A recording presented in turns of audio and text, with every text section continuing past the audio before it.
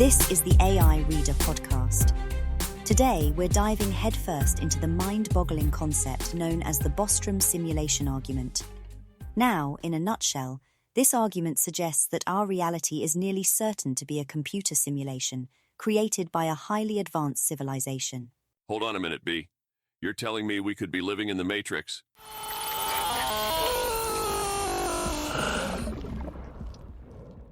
That we're all just ones and zeros, a mere program running in someone else's cosmic computer.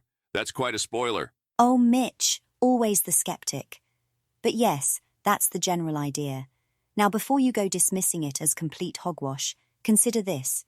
If we assume that a technologically advanced civilization capable of creating such simulations exists, then it becomes plausible that they would create simulations populated by conscious beings like ourselves. All right, I'll give you that. But isn't this one of those theories that's impossible to prove or disprove? I mean, did the flying spaghetti monster hit the enter key and bring this simulation to life?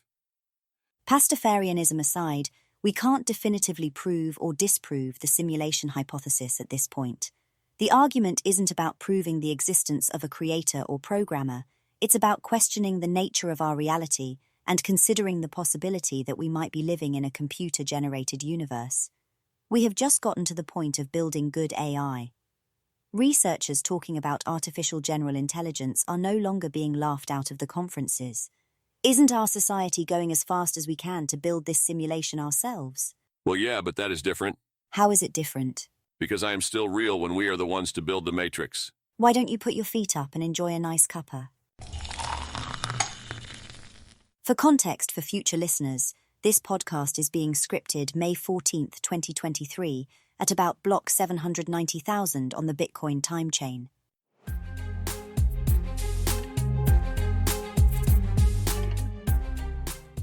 B, I must admit your logic is compelling.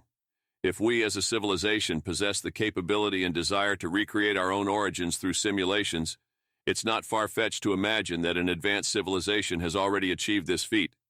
Exactly, Mitch. Think about it. We have archaeologists tirelessly studying ancient civilizations to understand our own origins. So wouldn't it be logical for a hypothetical digital simulation archaeology department to exist in an advanced society? It might seem mind-boggling to us, but it could be just another day at the office for them. But here's the catch. How can we ever truly comprehend the intentions and motivations of these higher intelligences?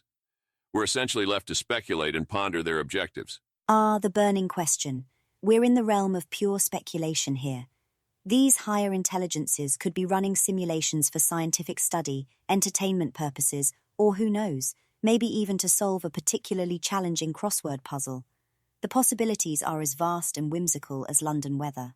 I can't argue with that. The possibilities are endless, and while it's intriguing to entertain these ideas, we must remember that they are inherently unfalsifiable. We can't definitively prove or disprove the simulation hypothesis. Absolutely. We find ourselves in a realm where imagination dances with uncertainty. But let me take it one step further. If we as humans have the drive to simulate reality when we possess the means, wouldn't we try it again and again? Tinkering with variables, experimenting with different starting conditions. Oh, without a doubt. If we have the capability, we would run simulations repeatedly, fine-tuning and exploring the vast array of possibilities. It's only natural. And now, consider this. If simulations are run millions of times, but the original reality that gives birth to these simulations only happens once, what are the odds that we, in our current existence, are in that base layer of reality? I see where you're going with this, B. It's like a mind-bending twist on the classic Monty Hall problem, but with 1 million goats, 1 car, and no option to switch doors. The odds become rather staggering. Exactly, Mitch. You are mixing metaphors and probabilities, but the underlying question remains. What are the chances that we're living in the original reality and not one of the countless simulated layers? I know I am real. You think that's air you're breathing now? Picture yourself in the vast expanse of space, surrounded by the shimmering stars and galaxies. It's a humbling experience, isn't it? But what if I told you that our isolation in space might just be another clue pointing towards the possibility of a simulated reality? Hold on. Are you suggesting that our isolation in space somehow supports the idea of us living in a simulation? That's quite a leap. Consider this. In a simulated universe, It would be more efficient to focus computational resources on a limited region rather than simulating the entire cosmos.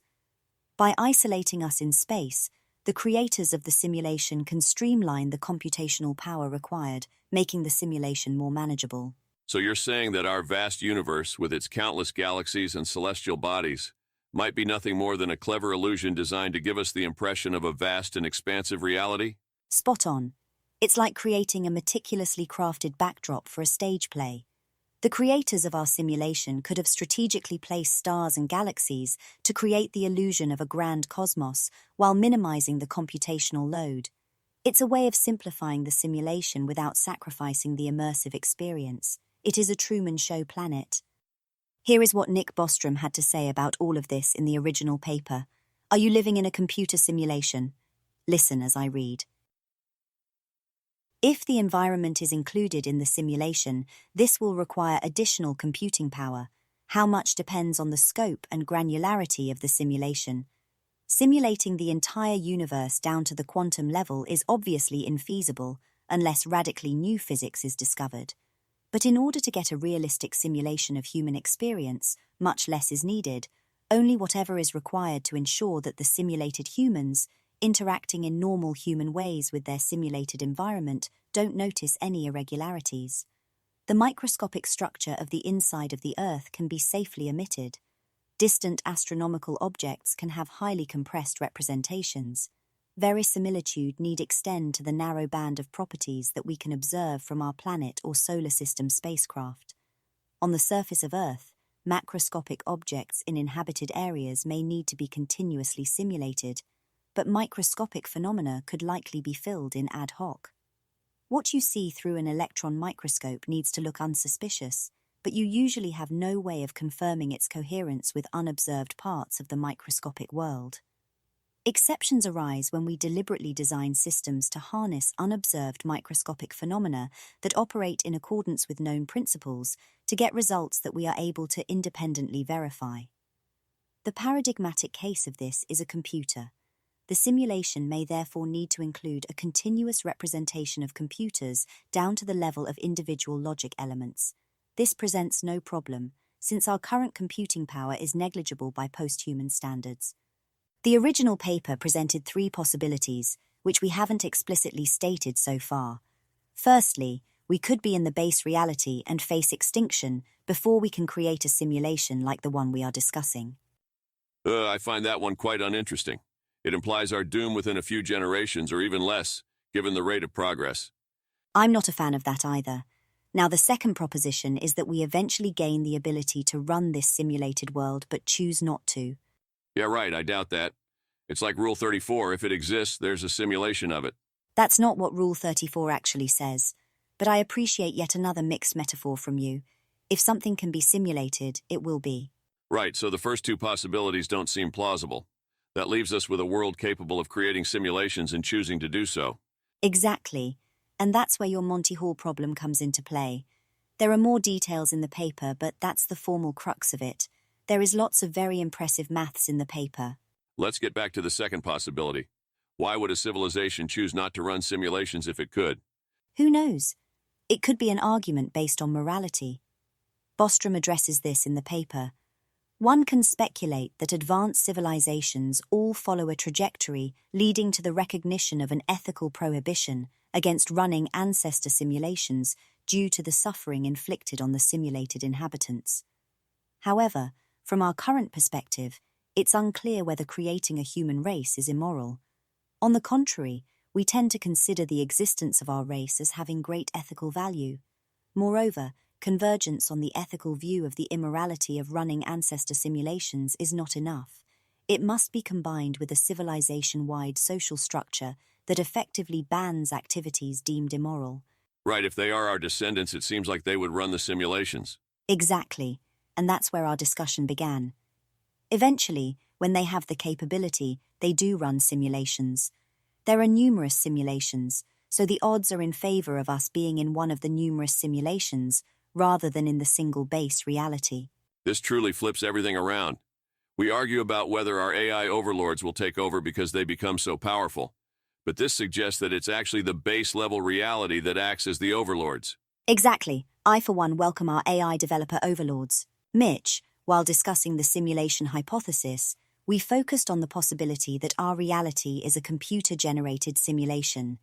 However, it's important to consider alternative explanations or counterarguments to this idea. One such counterargument comes from philosopher David Chalmers, who suggests that even if we were living in a simulation, it wouldn't diminish the reality or significance of our experiences. That's an interesting perspective. Chalmers argues that our subjective experience is still genuine, regardless of whether it arises from a simulated or base reality. He suggests that consciousness itself is a fundamental aspect of the universe, and whether it emerges in a simulated or non-simulated world, it holds intrinsic value and authenticity. But I repeat, I am real. Chalmers' viewpoint challenges the notion that living in a simulation would diminish the meaning and reality of our existence. It encourages us to think beyond the simulation hypothesis and consider the profound nature of consciousness, regardless of the underlying nature of our reality. As Westwood said, "You want to ask, so ask." Are you real? Well, if you can't tell, does it matter? while exploring the simulation hypothesis, it's important to acknowledge the criticisms raised by skeptics.